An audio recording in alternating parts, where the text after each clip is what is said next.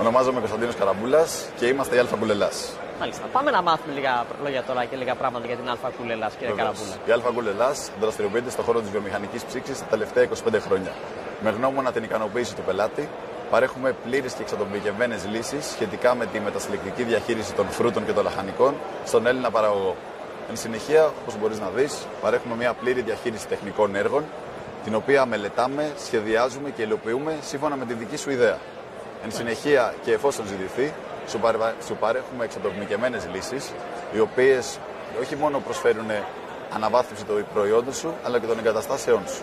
Ο σκοπός της εταιρείας και της συμμετοχής στην αγρότικα. Η συμμετοχή στην αγρότικα σημαίνει κάτι πολύ σημαντικό για εμάς, διότι είμαστε κοντά στους αγρότες, μπορούν να μας δούνε και να τους δούμε, να δούνε την εταιρεία μας, να μας γνωρίσουν και να τους λύσουμε οποιασδήποτε απορίες. Εν συνεχεία, η εταιρεία μας συνηθίζει να πηγαίνει σε κυκλαδικές εκθέσεις, όπως η Χορέκα και η Food Expo, να γνωρίζει τους πελάτες της και να τους παρέχει πληροφορίες σχετικά με το ποιοι είμαστε και το τι κάνουμε. Μάλιστα. Πάμε να δούμε λοιπόν το τι κάνετε με κάποια προϊόντα. Βεβαίως, να γνωρίσουμε, κύριε Καραμπούλα. Παρέχουμε εξατομικευμένες υπηρεσίες και προϊόντα όπως σου προανέφερα.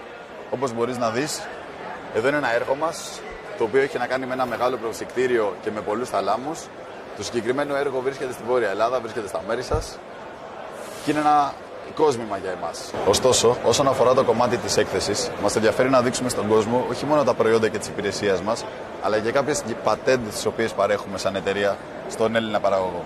Οι συγκεκριμένες πατέντες είναι η δυναμική ψήξη, η δυναμική πρόψυξη, ο δυναμικός απροσυνισμός και η δυναμική ορίμανση, οι οποίες αφορούν φρούτα και λαχανικά σχετικά με τον Έλληνα παραγωγό και το οτιδήποτε χρειάζεται για την καλύτερη μετασυλλεκτική τους διαχείριση. Και το λόγο αυτό, έχουμε ιδρύσει και μια νέα εταιρεία τα τελευταία 10 χρόνια, η οποία είναι η Eyes of Fruit και αφορά κυρίως τη μελέτη, τη συμβουλευτική και το σχεδιασμό ενός φρούτου και ενός λαχανικού σχετικά με την μεταπώλησή του.